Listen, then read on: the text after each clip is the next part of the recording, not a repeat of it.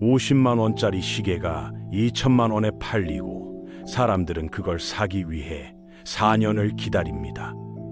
그런데 더 놀라운 건 이 모든 걸 만든 사람이 고아 출신이었다는 겁니다. 이름 없는 소년이 세운 작은 브랜드가 전 세계 부자들의 손목을 지배하게 된 이야기. 단순한 시계가 아닌 욕망과 권력의 상징이 된 브랜드. 지금 그 신화의 시작을 함께 파헤쳐 보겠습니다. 시계 산업의 황제라 불리는 롤렉스는 사실 독일의 가난한 고아가 세운 브랜드였습니다. 1881년 바이에른에서 태어난 한스 빌스도르프. 이 소년의 인생은 처음부터 불운의 연속이었습니다. 어머니는 그가 갓난아기일 때 세상을 떠났고 아버지마저 그가 12살 되던 해에 세상을 등졌습니다. 갑작스럽게 고아가 된 한스는 삼촌들의 손에 이끌려 스위스 국경 근처 코부르크의 기숙학교로 보내졌죠. 어린 한스는 부모를 잃은 슬픔을 공부로 달랬고 특히 수학과 언어에 비범한 재능을 보였습니다. 그렇게 엄격한 규율 속에서 자라난 그는 어느새 냉철한 이성과 강한 의지를 지닌 청년으로 성장했습니다. 이때 생긴 정신력이 훗날 그를 세계적인 성공으로 이끄는 원동력이 됩니다.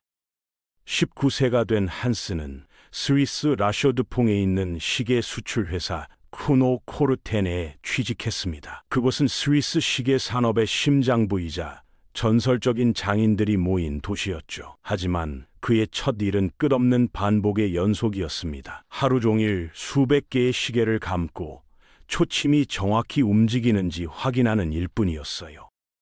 그러나 바로 이 지루한 과정인 한스에게 완벽함에 대한 집착을 심어주었습니다. 그는 시계가 단순히 시간을 알려주는 도구가 아니라 정밀함과 신뢰성의 상징이 되어야 한다는 사실을 깨달았죠. 1903년 22세의 한스는 더 넓은 세상을 향해 런던으로 떠났습니다. 이번엔 스위스 시계를 영국 고객들에게 판매하는 일이었죠.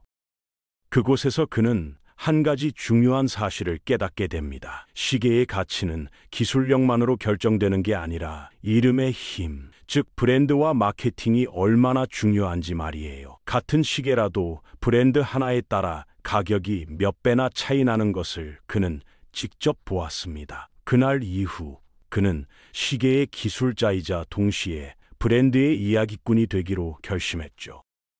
1905년 24세의 한스는 마침내 사업가로서의 첫걸음을 내딛습니다. 처남 알프레드 데이비스와 함께 빌스도르프 앤 데이비스를 설립했죠. 자본은 적었지만 야망은 컸습니다. 당시 영국은 여전히 회중시대의 시대였습니다. 신사들은 주머니 속 금색 회중시계를 꺼내 시간을 확인하는 것이 품격의 상징이라 믿었죠. 반면 손목시계는 여성을 위한 장신구 정도로 여겨졌습니다. 작고 연약해 쉽게 고장나며 정밀하지 않다는 인식이 강했죠. 하지만 한스는 그 통념을 깨부쉈습니다. 그는 확신했어요. 머지않아 회중시계는 사라지고 손목시계가 그 자리를 대신할 것이다.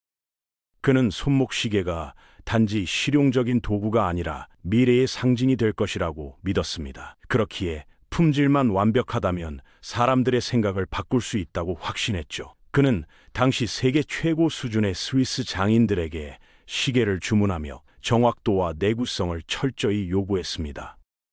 그러나 한스는 기술만으로는 부족하다는 것도 알고 있었습니다. 그는 강렬한 이름, 한번 들으면 잊히지 않는 브랜드가 필요했죠. 1908년 그는 마침내 그 이름을 찾아냈습니다. 롤렉스.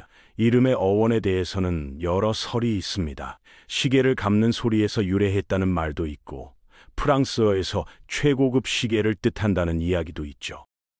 하지만 한스는 훗날 이렇게 말했습니다. 어느 날 아침 마차를 타고 가던 중 마치 요정이 내 귀에 속삭이듯 롤렉스라는 이름이 떠올랐습니다. 짧고 어느 나라 사람도 쉽게 발음할 수 있으며 다이얼 위에 새겼을 때도 아름답게 보이죠. 그렇게 한스의 브랜드 롤렉스가 세상에 등장했습니다. 이후 놀라운 일이 벌어졌습니다. 1910년 롤렉스는 손목시계로서는 최초로 스위스 크로노미터 인증을 받았고 4년 뒤에는 영국 왕립 천문대에서 선박용 크로노미터에만 주어지던 A등급 인증을 획득했습니다. 손목시계가 항해용 계기와 맞먹는 정밀함을 가졌다는 뜻이었죠. 그때가 바로 1914년 한스의 예언이 현실이 되던 순간이었습니다. 하지만 곧 세계는 전쟁의 소용돌이에 휘말렸습니다. 제1차 세계대전이 발발하면서 독일 출신인 한스는 영국 사회의 적대 대상이 되었죠. 그의 억양 하나만으로도 의심을 받았습니다. 게다가 영국 정부는 고급 사치품에 33%의 전쟁세를 부과했어요. 결국 한스는 결단을 내렸습니다. 1919년 그는 회사를 스위스 제네바로 이전했죠. 그리고 그 결정은 인생 최고의 선택이 되었습니다. 많은 시계 회사들이 전쟁으로 무너졌지만 롤렉스는 오히려 성장했습니다.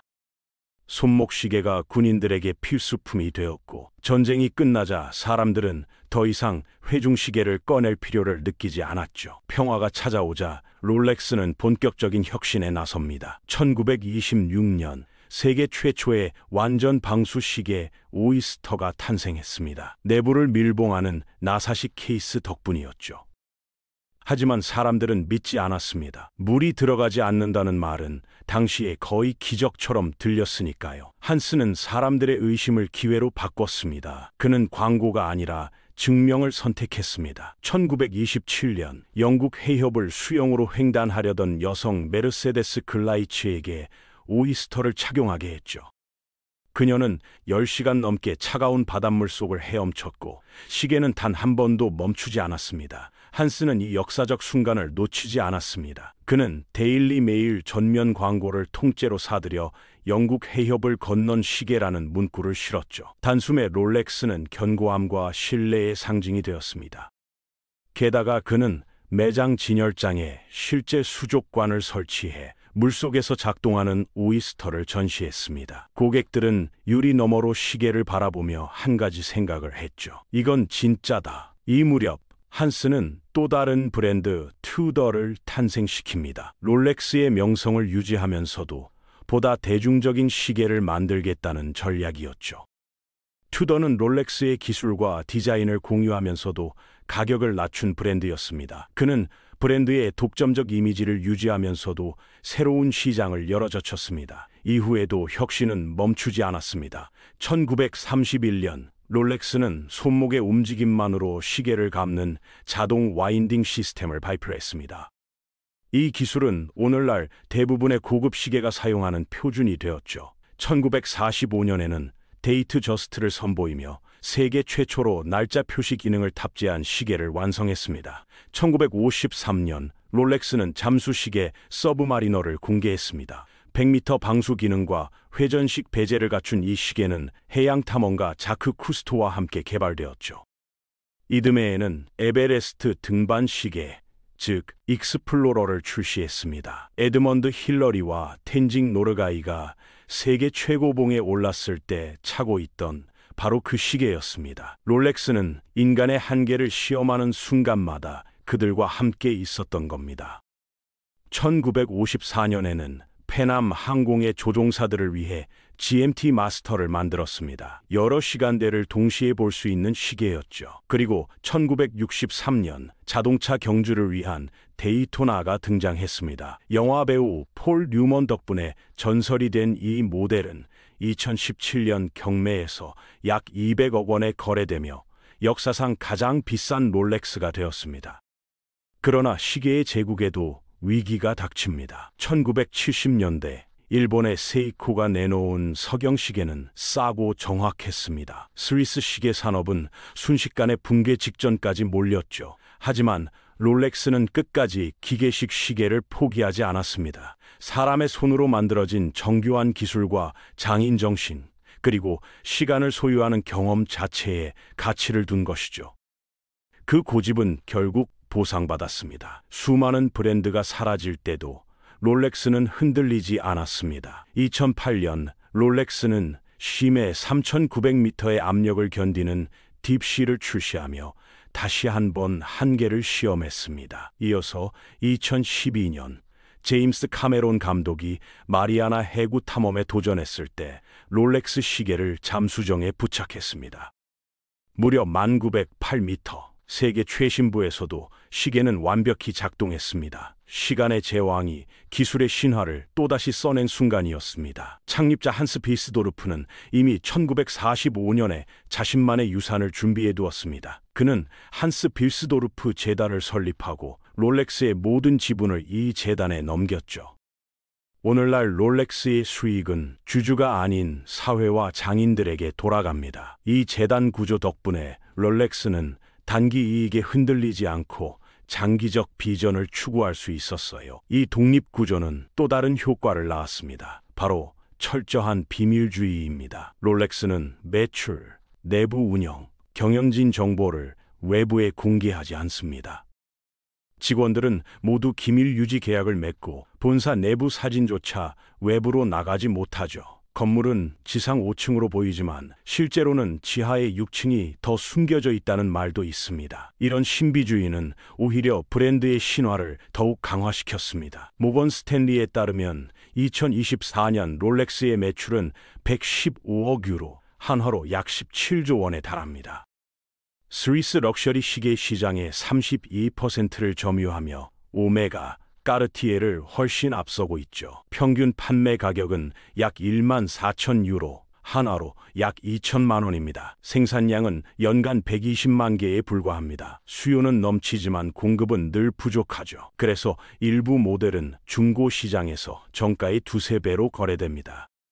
이 부족함이 욕망을 만들고 욕망이 신화를 만듭니다. 롤렉스가 설계한 완벽한 수요의 피라미드입니다. 품질은 물론 이 시계는 기다림조차 사치로 만들었죠. 롤렉스는 단순한 시계가 아니라 인간의 허영과 성공의 상징으로 진화한 겁니다. 그렇다면 왜 사람들은 여전히 시간을 알려주는 이 비싼 금속을 사는 걸까요? 이유는 단순합니다. 우리는 시간을 사는 게 아니라 이야기와 지위를 사는 겁니다. 롤렉스의 가격은 기술보다 상징의 값이에요. 경제학에서는 이를 베블렌 효과라고 부릅니다. 비쌀수록 더 갖고 싶어지는 가격이 곧 욕망이 되는 현상 말이죠. 롤렉스는 이 원리를 완벽히 이해했습니다. 그래서 오히려 공급을 제한하고 희소성을 마케팅의 무기로 삼았죠. 그 결과 존 F. 케네디, 윈스턴 처칠, 엘비스 프레슬리, 마틴 루터 킹까지 시대를 대표한 인물들이 모두 롤렉스를 착용했습니다. 스포츠계에서는 윈블던과 포뮬러 1의 공식 타임키퍼가 되었고 테니스 전설 로저 페더러는 연간 약 110억 원의 홍보비를 받으며 롤렉스의 얼굴이 되었죠. 물론 기술적 완성도도 의심할 여지가 없습니다. 롤렉스는 부품부터 조립까지 모두 자체 생산하고 1,800명이 근무하는 연구개발센터를 운영합니다. 최근에는 10억 스위스 프랑을 투자해 새로운 공장을 설립 중이에요. 그들은 여전히 완벽을 추구하며 여전히 시간을 다스리고 있습니다. 결국 롤렉스의 성공은 단 하나의 원리를 증명합니다. 진짜 명품은 시간을 이기지 않고 시간을 설계한다는 것. 시계를 만드는 브랜드는 많지만 시간을 지배하는 브랜드는 오직 하나뿐입니다. 그 이름이 바로 롤렉스입니다.